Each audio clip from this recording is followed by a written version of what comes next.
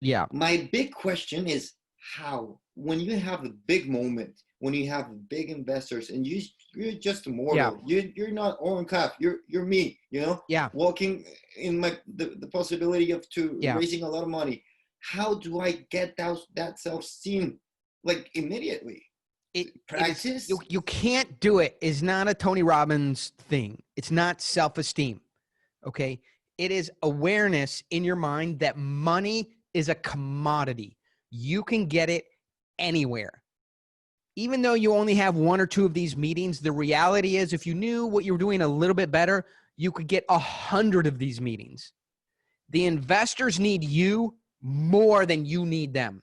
Money is a commodity. You, as a startup, are one of very, very few assets that are valuable. Okay? So once you understand that, then you understand the investor needs good companies, good people, things that are likely to work out, and things that he understands more than you need the investor. Because how many companies give me an example of a company that we'd be talking about. A smaller company, a medium-sized company? Yeah, a smaller company, going to look for money from an investor. Let's say Global, which is an Uber Eats company, but mainly in Spain. Global. Well, let's pick something smaller. Smaller. Watson, which is also in the same food delivery, but it's really starting. So how many Watsons are there? 3, 5, 7, 5? 2? Probably 5. 5. Fighting 2. There's 5, okay? How many investors are there within the range of Watson that need to get money out? Probably way more. Probably 150? Yeah. Okay. So there's 150 investors and 5 Watsons. Of the 5, maybe 2 are soft. 1 is really Watson. So there might only be 2 of you for 150 investors. That puts you in control. Now, it doesn't feel that way at the moment, but you have to open your mind and say they need us more than we need them. And that changes all the power immediately. They need us more than we need them. And that's actually flipping the script.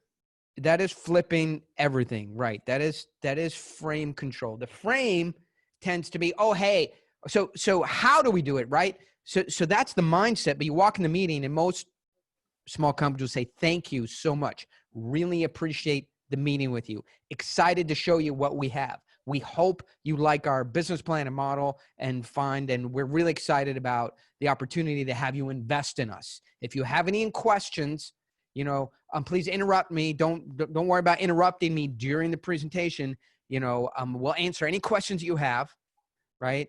Is this still a good time for the meeting? That is all low status. Yeah. We need you behavior. Okay.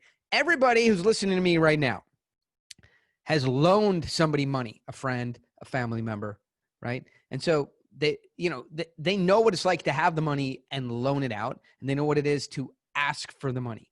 So that is that's how you exhibit neediness, and neediness communicates that kind of neediness. Thank you so much, really appreciate it. Communicates to the investor that that they are basically one of your only options, right? And that puts them in control. And at the end of the meeting, they're going to say, thank you very much. Send us over the slides. We'll get back to you in a week or 2 if we have any questions.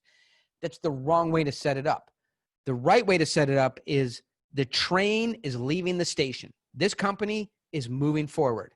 We're doing a financing. We're going to spend a little bit of time financing the company, or we'll just continue financing it ourselves. Okay.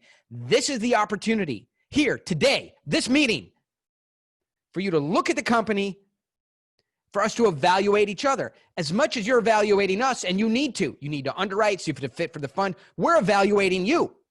So we both have a lot of work to do here today. Does anybody need to get fluids in or out? If not, let's get this meeting started. We both have a lot to accomplish. I'm glad I could fit you into our calendar. I don't know if we're lucky or we're smart, but we're busy. I'm glad to be here. You guys look like good guys, but really, I don't know shit about you. Okay. So as much as you're here to learn about us, and we're going to tell you the big idea, the problem we solve, the solution we have, the ROI, how we do it, why it's difficult, our competitive advantage, our sustainability of our technology, our traction, all those things. We also need to make sure to leave enough time. I mean, there's barely enough time here today to understand, what have you invested in? How do you behave as investors? What's your timeline? You know, we're an early stage company. We're raising $750,000. Boom, gone like that. Okay. One of the problems is we talk to guys like you and they say, yes, send us the slides. We'll get back to you in a couple of weeks. A couple of weeks, we're going to be done with this. We want to be done with this round in a couple of weeks. So we want to see, are you an investor that invests on startup timelines? One thing I got to figure out here today. Are you good guys? I don't know. Seem like good guys, but a lot to figure out. If you said, here's $1 million, I'd say, here's $1 million back. What am I going to do with this? I don't know who you are. Okay, so we have a lot to do. Let us start. We'll give you a presentation, the big idea, the problem, the solution, what it is, how it works, value proposition, ROI, use of funds, the cap table, what's been invested today, who the competition is, why we have a sustainable advantage, what our traction is, and who the team is, and why this team is important to this deal. We're going to tell you all that in like 11 minutes. It's pretty simple.